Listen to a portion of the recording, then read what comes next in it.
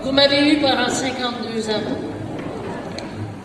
Et vous allez m'avoir encore quelques minutes. J'ai écrit une petite prose, un petit poème. Là, je suis à l'envers parce que les bébites qui sont passées sur la scène, c'est des bébites comme moi. C'est des gens que j'adore. Oh Dieu, je m'aperçois à quel point j'ai fait ce métier-là beaucoup pour les shows de gang. Quand on se retrouvait, ben, ça commençait avec le petit show, qui n'était pas un vilain show de gang. Et j'ai tout vu ces chanteurs, ces chanteuses avec qui j'ai fait combien de shows de gang. Et je peux vous dire qu'il y a une chose entre nous qui est... Il y a comme un code secret. Il y a comme quelque chose... C'est comme si on vivait tous et toutes quelque part. Comme dirait notre amie, bon, j'ai oublié son nom, Denise Boucher, bravo. Bravo, Denise Boucher. Bravo.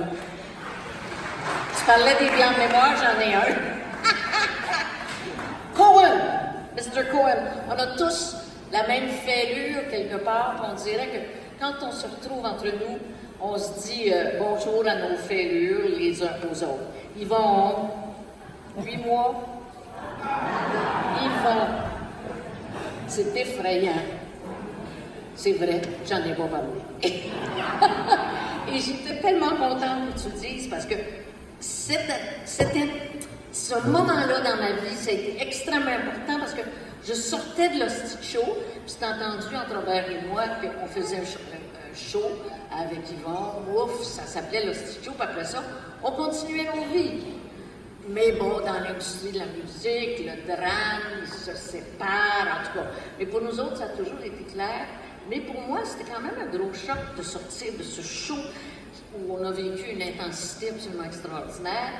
Et Yvon l'a senti. Il m'a pris par la main, puis il m'a tellement fait travailler. J'y en veux encore.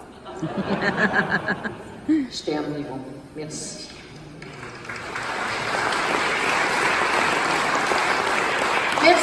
Merci, chers amis.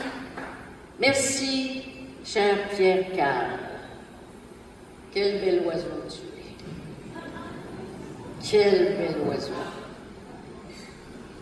Sylvie Gordeau et toute votre équipe de Québécois, merci pour cette soirée absolument délicieuse, agréable, magnifique. Wow! Mais ce soir, j'avais commencé à écrire un truc genre, j'ai chanté parce que, et comment, et pourquoi, et tout ça, c'est plate. Ça s'explique pas. Alors j'ai dit, je vais leur parler de vous. Je vais parler de vous, pas de moi. Parce que moi, j'ai parlé de moi assez souvent. Fait que ce soir, je vais vous parler de vous. Et parler de vous, c'est parler de nous. Puis parler de nous, ben c'est encore parler de moi. J'aime ça comme ça. Alors, je vous ai connus tous et toutes. Non, toutes pour commencer. Je vous ai connus mère, cuisinière, couturière, infirmière, sœur enseignante, secrétaire, etc. Je vous ai connu père, non pas cuisinière. Je vous ai connu père, ouvrier, professeur, docteur, prêtre, premier ministre, etc. Je vous ai connu soumise sous la cornette, toujours sous le pouvoir de la religion. Je vous ai connu en soutane avant de vous reconnaître en clergyman. Je vous ai connu dans les ruelles, sur les bancs d'école, dans les premières communions, les messes, les funérailles, etc. Je vous ai connu sous Duplessis, sous la croix du Christ et le voile blanc de la Vierge Marie. J'ai même chanté son nom. Je vous ai connu étonnant sous la Révolution tranquille, la création du ministère de l'Éducation et l'agonie des congrégations. Je vous ai connu avec ou sans boutons, collés dans des parties de graduation, les hormones au plafond. En fille, en garçon, en pamoison devant Françoise Hardy ou Elvis Presley. Je vous ai connu chez Morgan Taylor, morte de peur dans la salle d'attente.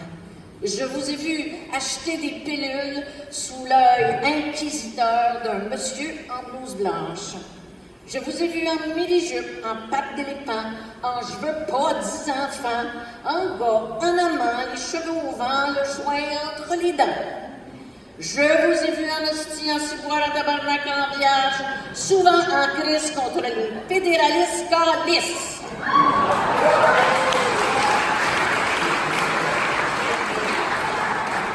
Je vous ai entendu aux fêtes nationales en buvant des grosses molles. Dans ce temps-là, il n'y avait pas de boréal. Et en chantant « Mon cher René, c'est à ton tour de te laisser parler d'amour. Merci, Gilles. » Je vous ai vu à l'UQAM, diplômé en sciences sociales, en littérature, en beaux-arts, en léniste trotskiste, en grève.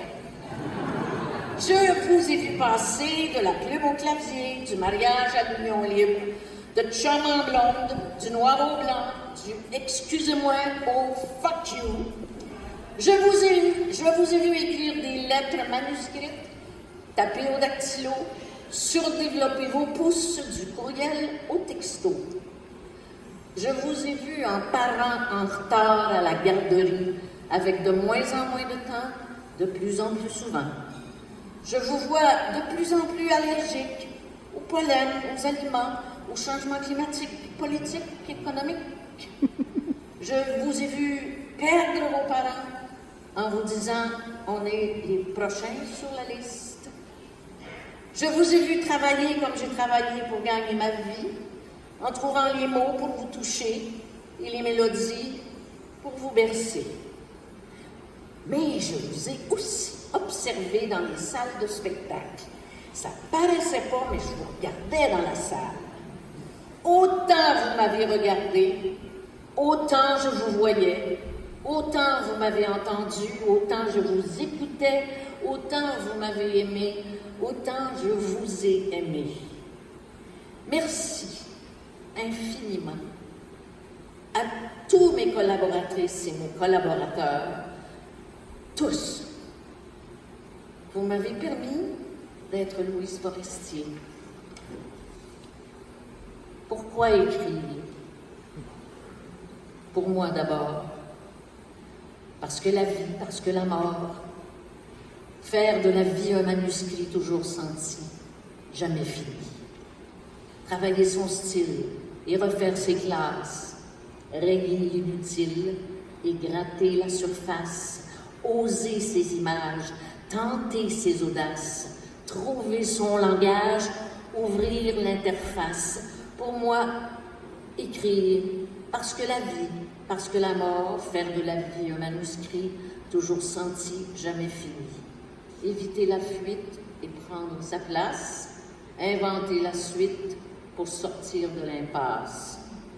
Jouer les mots pile ou face, briser les consignes et laisser un signe, une voix, une trace.